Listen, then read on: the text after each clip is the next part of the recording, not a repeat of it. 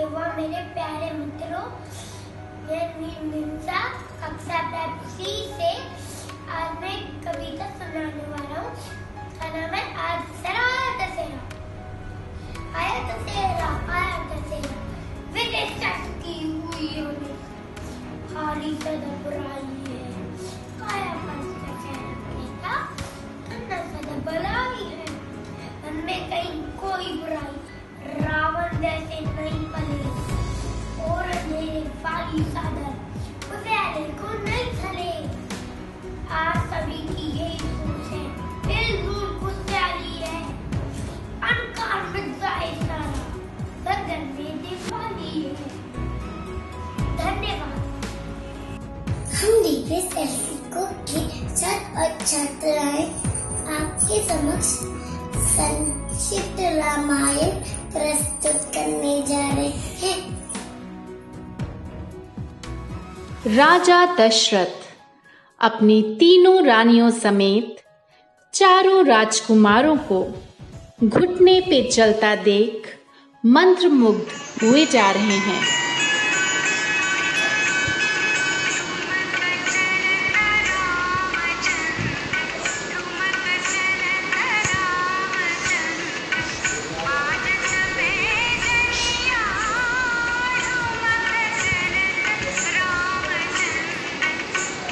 गुरु विश्वामित्र राजा दशरथ से उनके चारों राजकुमारों को अपने आश्रम शिक्षा ग्रहण के लिए ले जाने की अनुमति मांगते हैं।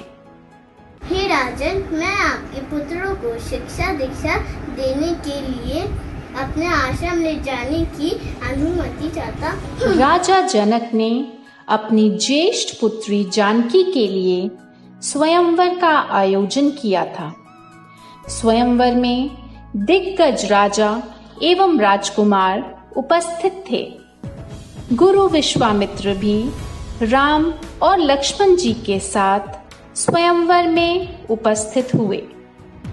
गुरु के आशीर्वाद से राम जी ने परशुराम जी का धनुष तोड़ा और इस तरह स्वयंवर संपन्न हुआ।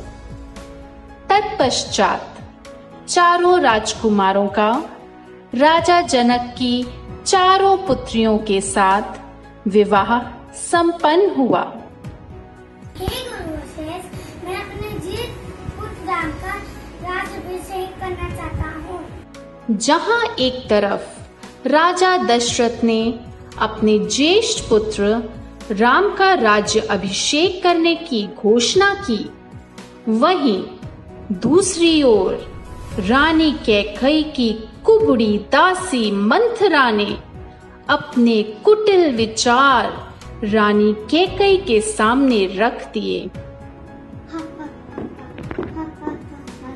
ओ मेरी प्यारी भोली रानी कैकेयी, राजा तुम्हारा पुत्र भरत नहीं बन रहा है, बल्कि राम राजा बन रहा है। अगर राम राजा बन गया तो कौशल्या बनेगी राजमाता, फिर तुम उसकी दासी बन के सेवा करना।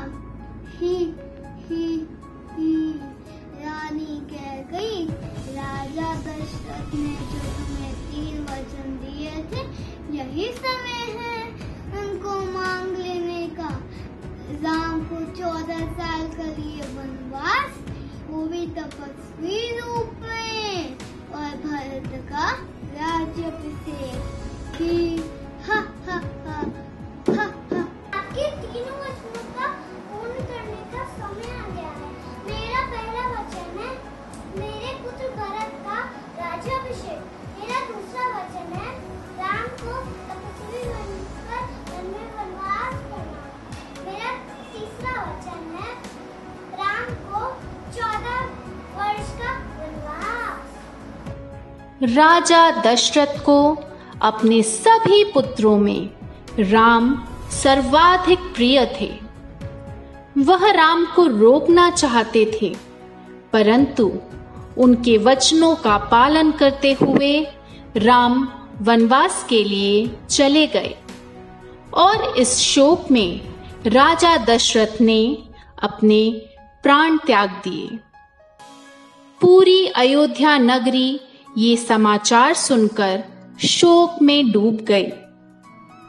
पिता की आज्ञा का पालन करते हुए श्री राम, लक्ष्मण और सीता जी वनवास के लिए निकल गए और चित्रकूट के वन में कुटिया बनाकर रहने लगे। एक दिन लंकापति रावण की बहन सूर्पनखा श्री राम को देखकर मंत्रमुग्ध हो गई। उसने राम जी के समक्ष विवाह का प्रस्ताव रखा। राम, मैं आपकी सुंदरता पे मोहित हो चुकी। मैं आपसे विवाह करना चाहती हूँ। हे सुंदरी, मैं एक विवाहित पुरुष हूँ। मेरी भार्या मेरे साथ है। आप चाहें तो ये विवाह प्रस्ताव मेरे अनुज के सामने रख सकते हैं। हे लक्ष्मण, मैं आपकी सुंदरता पे मोहित हो चुकी हूँ। मैं आपसे विवाह करना चाहती हूँ। लक्ष्मण द्वारा अस्वीकार होने पर सूर्पनखा क्रोधित होकर सीता जी को हानि पहुंचाने के लिए आगे बढ़ी। यह देखकर लक्ष्मण जी ने क्रोधित होकर अपनी तलवार निकाली और सूर्पनखा की नाक काट दी। रोती बिलखती सूर्पनखा अपने भ्राता लंकापति रावण के सामने विलाप करने लगी। यह सुनकर रावण क्रोधित हो उठा और छल से सीता जी को हरने की योजना बनाई। वन में महारीच, जो कि रावण का मामा था, रावण के आग्रह करने पर स्वर्ण मृग का रूप धारण कर सीता जी की कुटिया के पास विचरण करने लगा। स्वर्ण मृग को देखकर सीता जी ने राम जी से उस मृग को पाने का हठ किया। श्री राम उस मृग को ढूंढने निकल पड़े। वो स्वर्ण मृग श्री राम का बाण लगते ही चिल्ला उठा, हे लक्ष्मण, हे लक्ष्मण। सीता जी मृग की आवाज सुन के विचलित हो उठी और लक्ष्मण जी को अपने भाई की सहायता के लिए जाने की आज्ञा दी। सीता की आज्ञा से लक्ष्मण ने एक रेखा खींची और बोला, हे माते, मेरा आपसे विनम्र निवेदन है कि आप इस लक्ष्मण रेखा को पार न करें। इसी बीच रावण ब्राह्मण का रूप धारण कर भिक्षा मांगने आया। भिक्षां देहि, भिक्षां देहि।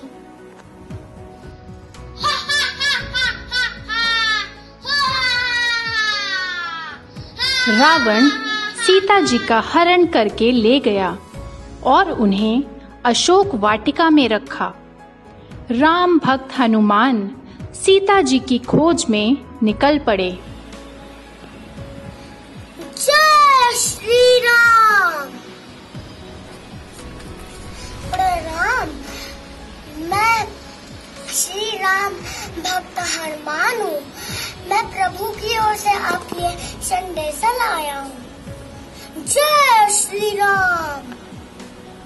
तत्पश्चात हनुमान जी और वानर सेना एवं रावण के भाई विभीषण की सहायता से राम जी ने रावण पर विजय पाई। बुराई पे अच्छाई की जीत हुई और इसीलिए हम दशहरा पर्व हर्षोल्लास से मनाते हैं।